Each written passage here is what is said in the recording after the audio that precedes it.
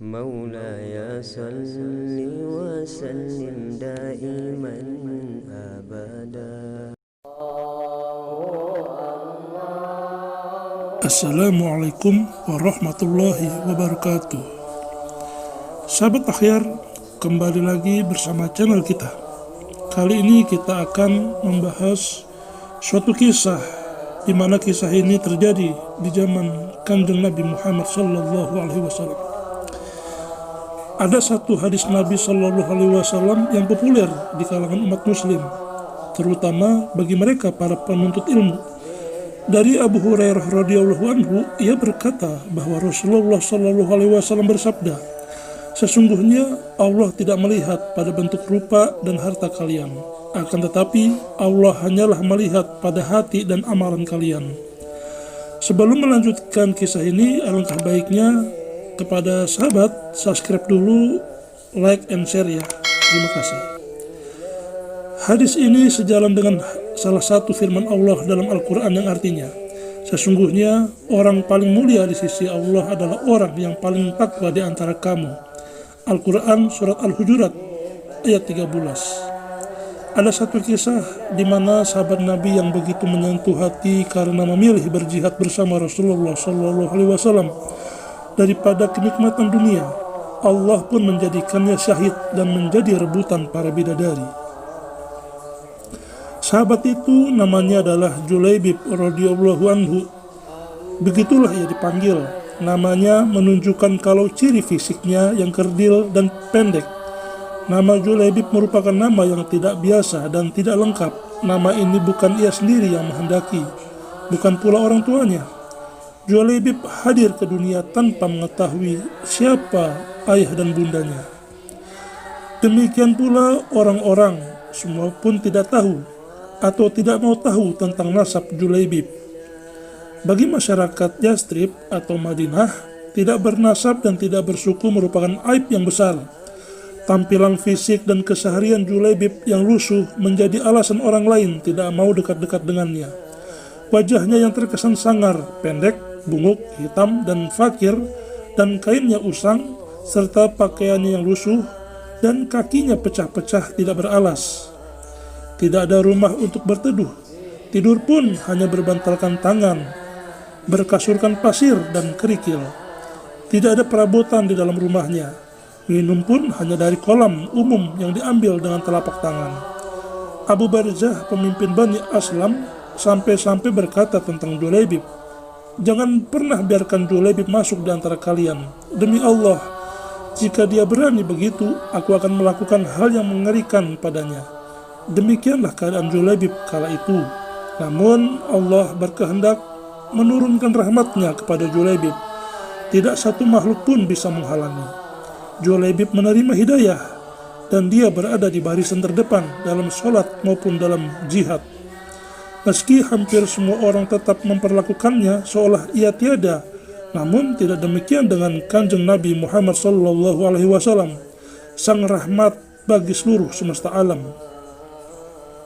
Julaibib yang tinggal di Sufah, Masjid Nabawi, suatu hari ditegur oleh Rasulullah SAW. "Julaibib," begitu lembut beliau sambil memanggil, "tidakkah engkau menikah?" "Siapakah orang yang mau menikahkan putrinya dengan diriku ini ya Rasulullah?" kata Julaibib sambil tersenyum. Tidak ada kesan menyesal diri atau menyalahkan takdir Allah pada kata-kata maupun air mukanya. Rasulullah SAW juga tersenyum. Mungkin memang tidak ada orang tua yang berkenan dengan Julaibib. Namun hari berikutnya ketika bertemu dengan Julaibib, Rasulullah kembali menanyakan hal yang sama. "Julaibib, tidakkah engkau menikah?" Dan Julaibib menjawab dengan jawaban yang sama. Begitu, dan begitu sampai 3 kali dan 3 hari berturut-turut. Dan pada hari ketiga itulah Rasulullah memegang lengan Julaibib dan membawanya ke salah satu rumah pemimpin Ansar. "Aku ingin menikahkan putri kalian," kata Rasulullah pada si pemilik rumah. Betapa indahnya dan betapa berkahnya demikian respon pemilik rumah dengan wajah berseri-seri, mengira bahwa sang nabilah calon menantunya. "Oh ya Rasulullah, ini sungguh akan menjadi cahaya yang menyingkirkan temaram di rumah kami." tapi bukan untukku, kata Rasulullah. Kupinang putri kalian untuk Julaibib, tegas Rasulullah. Julaibib nyaris terpekik. Ayah sang gadis, ya, untuk Julaibib?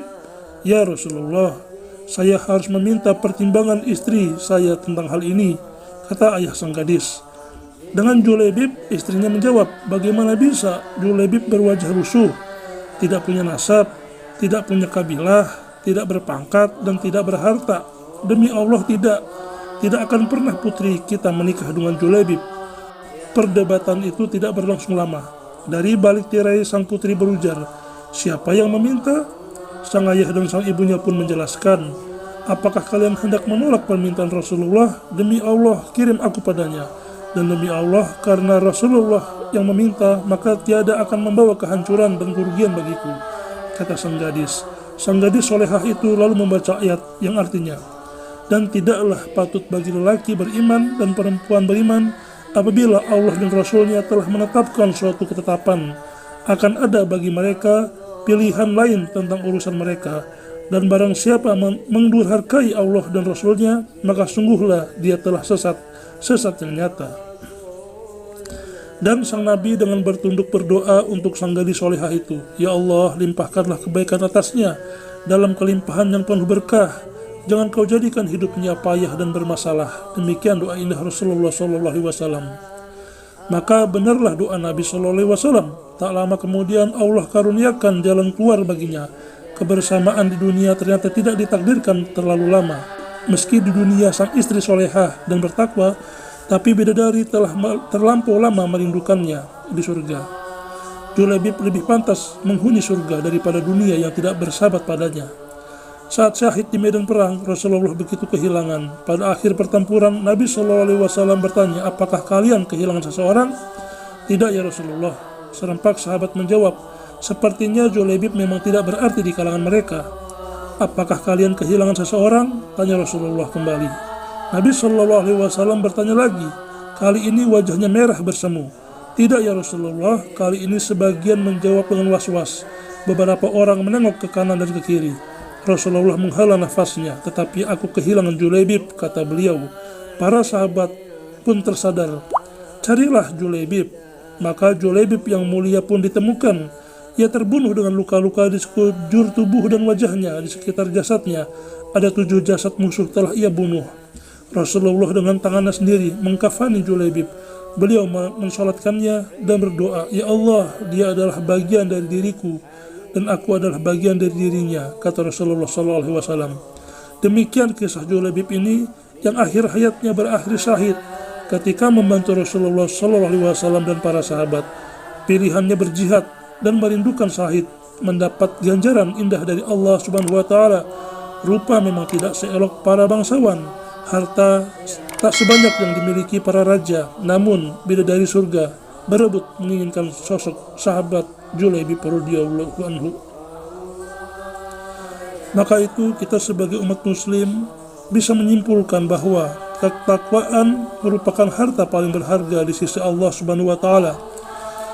Karena kekayaan, rupa maupun kedudukan di dunia akan lenyap begitu ajal datang menghampiri pemiliknya. Terima kasih. Demikian kisahnya. Wallahu a'lam bishawab. Wassalamualaikum warahmatullahi wabarakatuh.